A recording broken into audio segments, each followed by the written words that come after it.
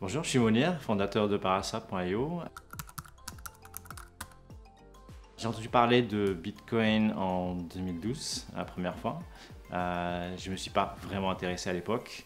Et en 2013, c'est ça où j'ai commencé à m'approcher de plus en plus de la philosophie derrière le Bitcoin et la blockchain. Et j'ai suivi un peu de loin. Je pouvais pas, à cause de mon travail, j'ai pas suivi de très proche, mais qu'en 2017, où j'ai commencé à travailler sur la blockchain, et j'ai d'ailleurs quitté mon travail à cause de la blockchain pour m'intéresser à la blockchain et pour monter un projet. J'avais pas une idée précise au début, donc j'ai commencé à tenter quelques idées, et jusqu'à fin 2018, c'est là où je savais que j'allais travailler sur les finances décentralisées. Agrégateur rapide, efficace. La finance décentralisée existait déjà, sauf qu'il n'y avait pas un nom. Il y avait des échanges décentralisés, il y avait des plateformes de lending, mais qui n'étaient pas connus. Mais c'est seulement en fin 2018 où il y avait les premiers mouvements qui se sont appelés DeFi, Decentralized Finance. Et les premiers projets qui sont établis aujourd'hui sont apparus en début 2019. Et c'est aujourd'hui que la DeFi devient synonyme. Alors l'idée, ça a commencé en fin 2018. J'étais à Web Summit à Lisbonne, et en discutant avec beaucoup d'entrepreneurs crypto, je me suis aperçu qu'on était encore dans la vague des ICO 2017-2018, et on ne travaillait pas encore sur des projets qui avaient un impact et qui étaient alignés aussi avec les idées des cryptos. Donc je me suis dit, ok, au lieu de s'intéresser sur des problématiques qui vont apparaître dans le futur, intéressons-nous aux problématiques d'aujourd'hui, et on essaye de résoudre des problématiques qu'on a aujourd'hui qui sont financières. Donc la crypto vient pour résoudre des problématiques financières, donc commençons par cela et traitons le reste dans le futur. Donc c'est là en fait où j'ai commencé les réflexions, quels sont les problèmes à résoudre aujourd'hui. Et une des premières problématiques que j'avais moi personnellement, c'est la partie échange, où on devait toujours aller sur des plateformes centralisées, on devrait les confier nos fonds, et ils se comportaient comme des banques. Et c'était aussi un gros point, une grosse security hole, comme on dit, parce que tout simplement, on les confie nos fonds et ils se font hacker, ils perdent nos fonds, ils se font voler, etc. Donc en fait, l'idée, c'était qu'il fallait résoudre cette partie des exchanges et travailler sur des échanges décentralisés. Donc c'est là où les premières idées de Paraswap ont émergé. Au début, c'est de faire un échange décentralisé, et il s'est avéré qu'il y en avait certains qui commençaient à émerger, mais qu'ils ont créé d'autres problèmes qui sont ce qu'on appelle la fragmentation de la liquidité. C'est-à-dire qu'on avait beaucoup d'exchanges, chacun avait peu de liquidité, et donc l'idée, c'est de créer un sorte d'expédia qui va rassembler la liquidité dans un seul endroit et la maximiser et la rendre comme un échange décentralisé. Alors Uniswap et SushiSwap, ce sont des échanges décentralisés. SushiSwap, c'est ce qu'on appelle un fork. Donc en fait, ils ont repris le même code, ils ont copié-collé le code, grosso modo, et rajouté en fait ce qu'on appelle la gouvernance, qui n'existait pas à l'époque sur Uniswap. Et donc ils ont créé une version entièrement décentralisée d'Uniswap. Alors Wanish et Paraswap sont des concurrents. On travaille sur de l'agrégation, de la liquidité. Nos différences actuelles, ce sont les prix, c'est-à-dire si on va sur Wanish, sur Paraswap, ce qu'on cherche, c'est qui a le meilleur prix, qui est le moins cher en termes de frais. Mais ensuite, dans le futur, nous, on se voit faisant de l'agrégation at scale, comme on dit, c'est-à-dire sur plusieurs blockchains, sur même de la finance centralisée ou bien sur de la finance traditionnelle vers la finance décentralisée. Alors DeFi, c'est Decentralized Finance, donc finance décentralisée. C'est une recréation de la finance traditionnelle dans la blockchain, et faire en sorte qu'elle soit entièrement décentralisée. C'est-à-dire qu'il n'y a aucune entité qui contrôle le système. Et tout est contrôlé soit par des algorithmes, des smart contracts, ou de la gouvernance, c'est-à-dire des gens qui détiennent des tokens, c'est comme des droits de vote, qui vont déterminer les règles de ce système. Pour les agrégateurs, en fait les agrégateurs, ils sont une couche qui vient en dessous des exchanges, qui permettent en fait de maximiser les prix. Ça ressemble beaucoup aux Expedia, aux Kayak, qui permettent en fait de trouver le meilleur chemin avec le meilleur prix.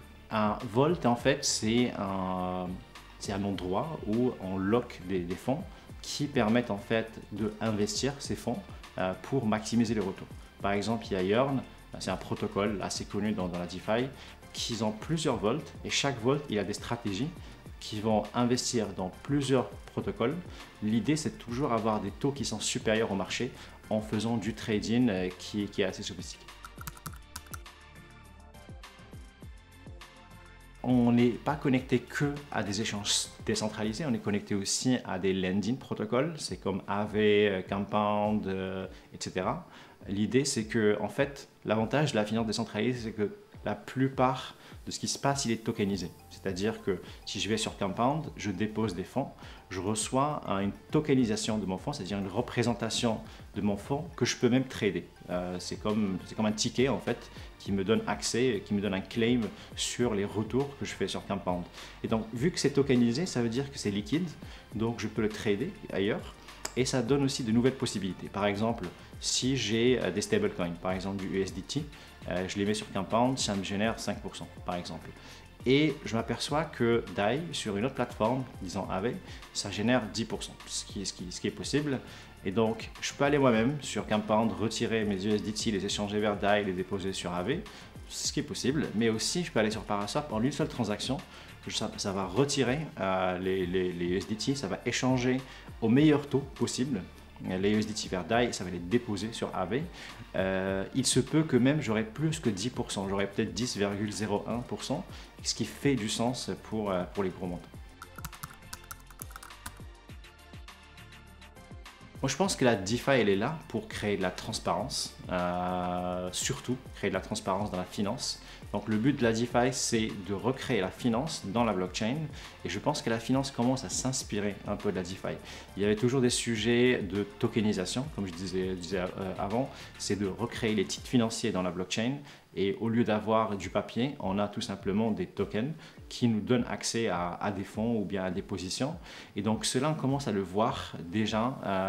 On commence à voir la finance traditionnelle s'intéresser à la DeFi et s'intéresser aux blockchains publiques. On a vu Société Générale, par exemple, qui ont tokenisé 100 millions d'euros d'obligations sur la blockchain publique.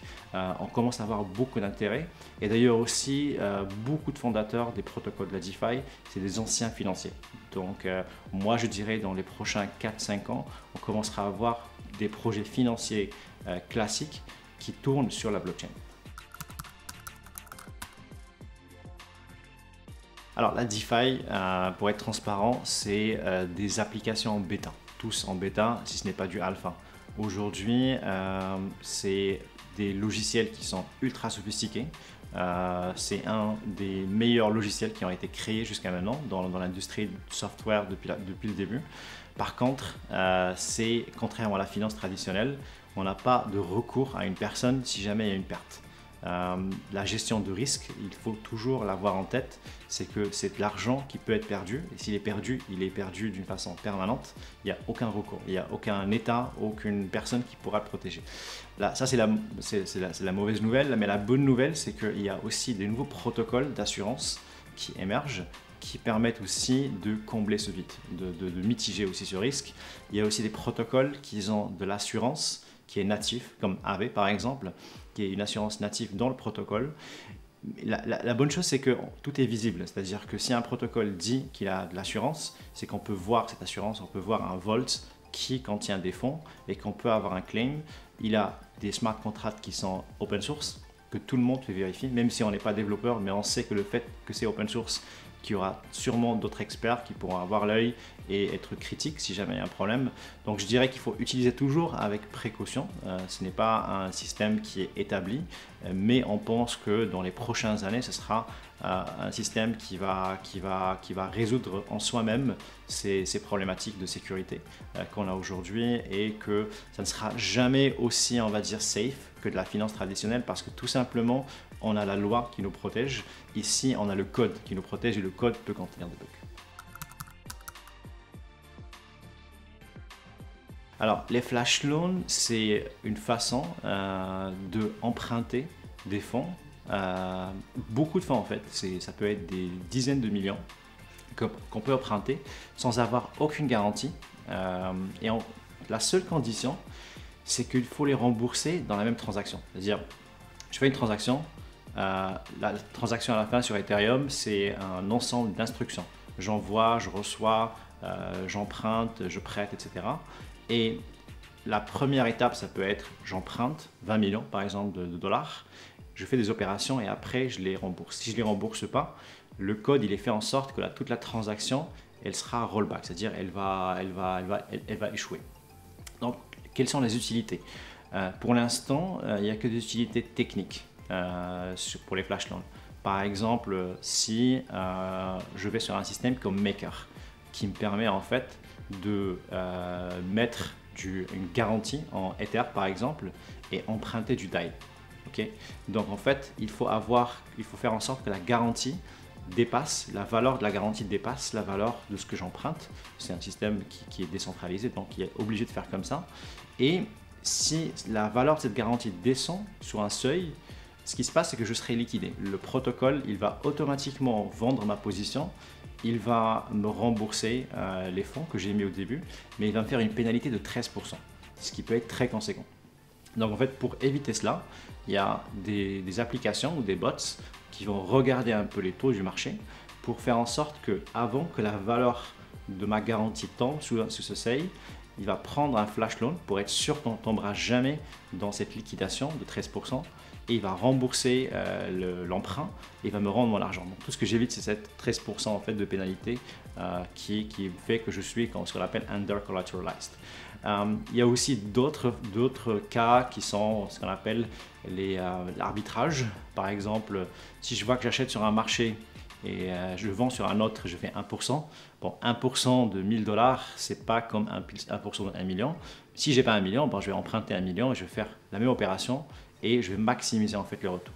Après aussi, les flash loans, comme c'est des outils, peuvent être utilisés dans des bonnes choses comme des mauvaises choses. Et si je spot qu'il y a un bug dans un smart contract, c'est ce qu'on parlait aussi des problématiques de sécurité dans la DeFi, je spot qu'il y a un bug, bah en fait, je peux maximiser en fait mon exploit en faisant un emprunt de 25-30 millions et en sortant avec quelques millions aussi de bénéfices. Donc ça arrivait déjà. En fait, je dirais que le problème, c'est pas le flash loan. Le flash loan, ça reste juste un outil, une technologie.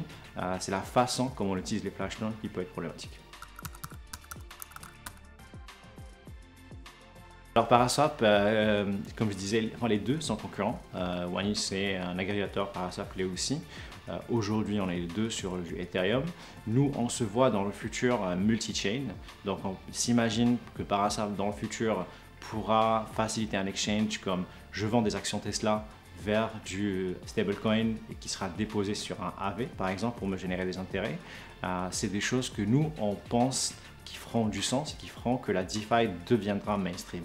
Pour arriver là, c'est très complexe et ça suppose aussi que les actions Tesla sont dans la blockchain, ça suppose que la finance traditionnelle se tokenise et devient sur la blockchain et c'est des sujets sur lesquels on pense et on travaille qui arriveront dans quelques années. Ça, c'est notre vision long terme.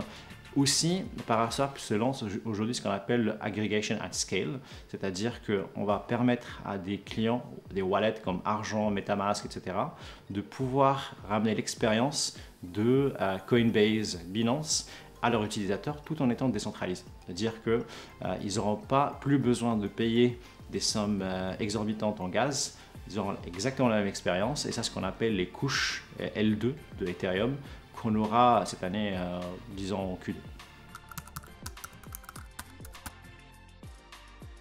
ETH2, quoi qu'il arrive, il ne va pas sortir bientôt.